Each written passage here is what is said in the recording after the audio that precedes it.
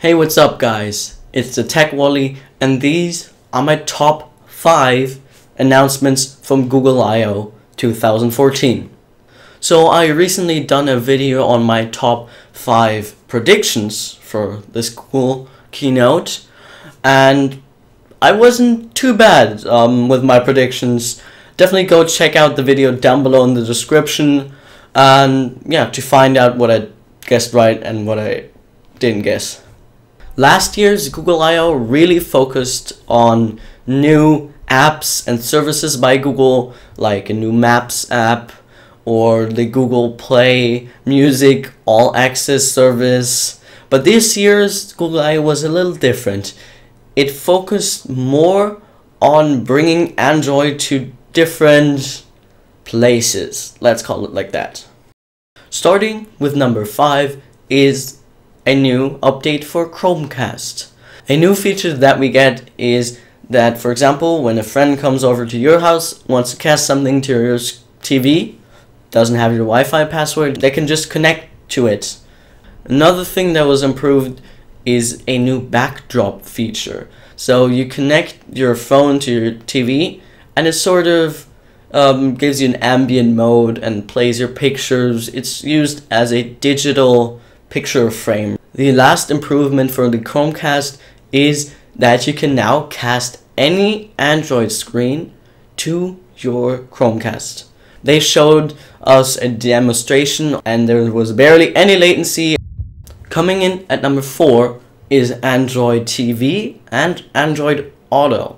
I've put them both on the same place sort of because they have a general same idea to bring Android to different places like your TV or car, a rival to the Apple TV or the Amazon Fire TV or the Roku. Google did that with the Android TV, but it takes a different approach for now.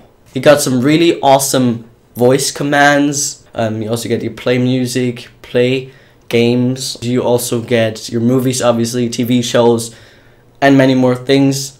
However, they don't sell a set-top box to you. Maybe that's planned in the future, but for now it's just an operating system. We will see how that will work out. So Android Auto is similar to CarPlay. I'm not saying that Google copied it from Apple or Apple copied it from Google. I really don't care, but we have it on both systems. Android Auto, you plug in your device, Android device obviously, in your car, and then it gives you all the features like maps, obviously music, it's all voice controlled. Android Auto is also very smart and it's meant to really keep your eyes on the road by using voice commands instead of looking at it and touching it. And it is a really nice way of managing your navigation and entertainment system in your car.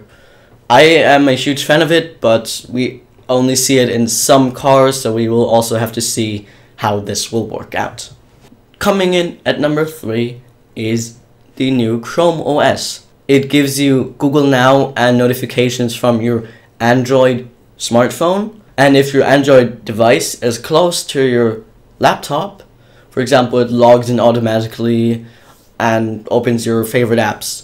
Also, you get the functionality to work on apps, for example, Evernote, that you can use on your Chromebook because you have it installed on your tablet, for example. The biggest point of this new update is continuity for Chrome OS and Android, bringing your computer closer to your phone. Again, I don't know who copied of whom. Again, I don't care, but we get this awesome feature. You can accept phone calls from your Android device on your Chromebook, for example, or also receive SMS. These are all very great features and I'm looking forward to it. The only downside is, again, Chrome OS. I'm not using Chrome OS. It would be really cool if I had it for maybe only the Chrome browser. Number 2 is Andoid L. This is a new version for Android, obviously. They haven't specified which version it is, and they also haven't given us the name, just that it starts with an L. It focuses on a new design.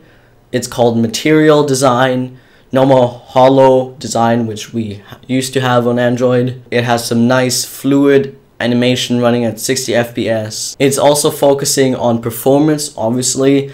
And one thing that was a very standout feature to me was the new lock screen. It got some awesome notifications on the lock screen, but that wasn't the huge point. My point was I use a passcode on my device. When I'm at home, nobody takes my phone, and it's really annoying to type in your password, to be honest. And Google came up with an awesome idea to solve that problem.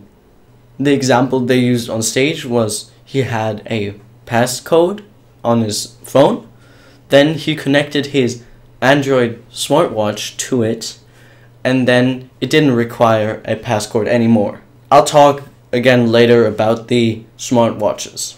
Also, it is officially now 64-bit.